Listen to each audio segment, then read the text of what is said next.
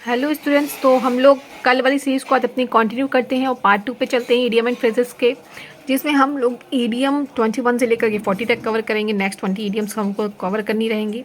आपकी ये series 200 idioms तक आपको कवर कराएगी 10 दिन में, और ये 200 ईडियम्स बहुत ही मोस्ट इंपॉर्टेंट ईडियम्स रहेंगी जो आपको पढ़ के कंपल्सरी जाना बहुत ज़रूरी है। बहुत ही कम होता है कि इनके बाहर से कोई ईडियम या फेज आए जिसे आप ना कर पाएँ। आपको ये बहुत ज़्यादा फ़ायदे करेंगे ये, क्योंकि एसएससी हो गया, बैंक हो गया, या कोई भी वन डे एग्ज़ाम हो गया, बेसिक तौर पे इन्हीं से पूछी जाती हैं, यही इडियम एंड फ्रेजेस यूज़ करी जाती हैं। तो चलिए हम लोग इडियम एंड फ्रेज की तरफ पढ़ते हैं। देखिए, हम लोग 21 नंबर इडियम एंड फ्रेज में आते हैं। To flog beat a dead horse, मतलब मुर्दे में जान डालना। डेड हॉर्स में जान डालना, बीट डालना, हार्ट बीट डालना। तो ऐसा हो सकता है क्या? इम्पॉसिबल काम है, मुर्दे में जान डालना कोई कर ही नहीं सकता। चलिए 22 नंबर में चलते हैं। आप blessing and a bone in a disguise. Blessing and a bone in a disguise मतलब जो आपको बाहर से देखने में लग रहा है कि आपकी बुराई है, उसमें आपको कोई फॉर्च्यून छुपा होना या फिर कोई मिस फॉर्च्यून में गुड रिजल्ट होना, इसे हम कहेंगे द ब्लेसिंग और the bone in the disguise. दुख के वेश में सुख होना। आप fish out of the water, जैसे अगर मछली को जल से निकाल देते हैं तो वो तड़पती है, वैसे uncomfortable situation, unfamiliar situation, unsuitable position और पोजीशन में ही हम कहेंगे a fish out of the water. ठीक है। असहज परिस्थितियों में होना at the drop of the hat और द डिम। ठीक है, at the drop of the hat और द डिम मतलब कि बिना किसी हेजिटेशन के तुरंत काम करना, बहुत तेज़ी के साथ, बिना किसी हिचकिचाहट के तुरंत जो काम करा जाए उसे हम at the drop of the hat. Hat hat क्या करती है? तुरंत गिर जाती है ना, तुरंत। तो वही उतने मिनी सेकेंड्स में जो काम हो जाए उसे हम at the drop of the hat और द डिम कहेंगे। Hold your horse's. हॉर्सेज बोलते नहीं है, अपने मन में काबू करो, अपने दिमाग के घोड़ों को पकड़ के रखो, लगाम लगाओ उनमें। तो धैर्य रखना, पेशेंस रखना, स्लो डाउन हो जाना। It's raining cats and dog, बहुत ही हैवली, जैसे कैट एंड डॉग अगर मिल जाएं तो बहुत तेज़ी से लड़ाई करते हैं, उसी तरह से रेन हो रही है। कैसी हो रही है? कैट्स एंड डॉग जैसी हो रही है। तो रेन कैसी हो रही है? बहुत एक्सट्रीमली हैवी हो रही है, मूसलाधार भारी जिसे हम कहते हैं वो होती है। लीव नो स्टोन अनटर्न, कोई भी स्टोन अनटर्न ना छोड़ना, सारे पॉसिबल एक्शंस को कर लेना, खून पसीना एक करके हर मुमकिन कोशिश करना। लीव नो स्टोन अनटर्न कहलाएगा। Let the cat out of the bag, bag के बाहर क्या निकालेंगे आप? सीक्रेट्स निकालेंगे ना। रिवील अ सीक्रेट केयरलेसली और बाय मिस्टेक, मतलब धोखे से आपने कोई भी सीक्रेट बता दिया, तो उसे हम कहेंगे let the cat out of the bag.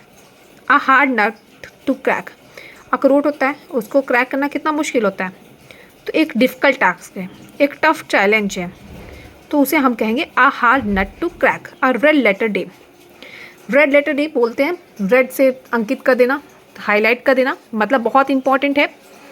जो डे बहुत ही नोटवर्दी हो, मेमोरेबल हो, उसे हम कहेंगे a letter day.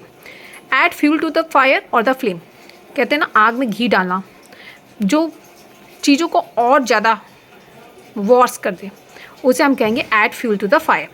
Cry over the spilled milk, आप नॉर्मली इसका मीनिंग समझ समझिए कि cry over the spilled milk, जो मिल्क ऑलरेडी फैल चुका हो उसके ऊपर दुख बनाना या रोना, ये कोई सही चीज़ तो है नहीं। जो हो चुका है उसे चेंज करा नहीं जा सकता, उसे ही हम कहेंगे cry over the spilled milk. Through thick and thin, मतलब किसी भी सर्कमस्टेंसेस पे, चाहे वो अच्छा समय हो या बुरा समय हो, थिक और थिन से रिलेटेड है अच्छा और बुरा। ठीक है। To end in a smoke, smoke में मतलब धुएं में ख़त्म हो जाना, कुछ दिखाई ना देना, कोई भी रिजल्ट ना छोड़ना, या फिर रिजल्टेंट या ऑब्जर्वेशन कोई भी ना ले पाना, तो वो स्मोक में एंड हो जाता है। ठीक है।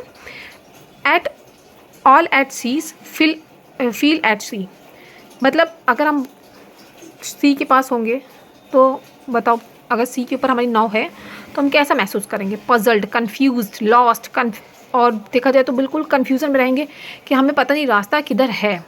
तो ये वहाँ पे ऑल एट द सी और फिल एट द सी का हम यूज़ करेंगे। Bite off more than one can chew, मतलब जितना बड़ा मुंह नहीं है जितना खा नहीं सकते, चबा नहीं सकते मुंह में, बिल्कुल ठूस करके भर लेना। तो चबा पाएंगे? कतई नहीं चबा पाएंगे। इसे कहेंगे take on more responsibility than one can handle, मतलब अपनी क्षमता से ज़्यादा रिस्पॉन्सिबिलिटी ले लेना और फिर उनमें डिलेस करना।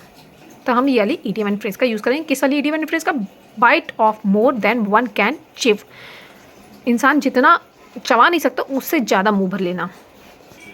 Bite the bullet, bite the bullet मतलब कोई बहुत ही अनप्लीजेंट काम है जिसको करने के लिए फोर्स करा जा रहा हो खुद में कि हमें इस काम को करना है, बहुत ही एक्सट्रीमली लेवल का अनप्लीजेंट काम है जो मन तो नहीं कर रहा है लेकिन उसकी मांग है इसलिए हमें उसको करना पड़ेगा, तो हम बाइट द बुलेट कहेंगे, मजबूरी में स्वीकार करना।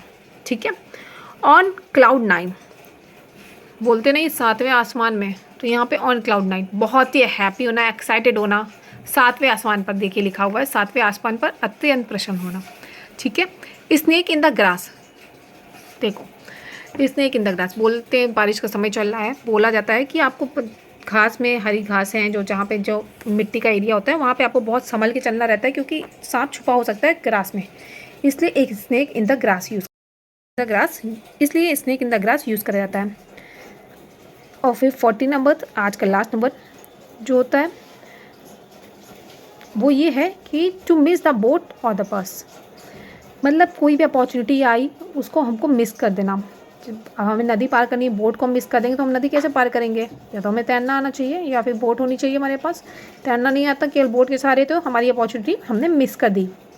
बस स्टैंड पे खड़े थे, बस मिस हो गई, ट्रेन मिस हो गई, तो हमारी अपॉर्चुनिटी हमने मिस कर दी। तो उसके लिए हम लोग ये इडियम का यूज़ करेंगे, to miss the boat and the बस।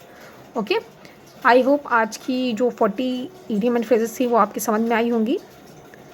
तो फिर हम कल नेक्स्ट 20 कवर अप करेंगे। Okay, bye.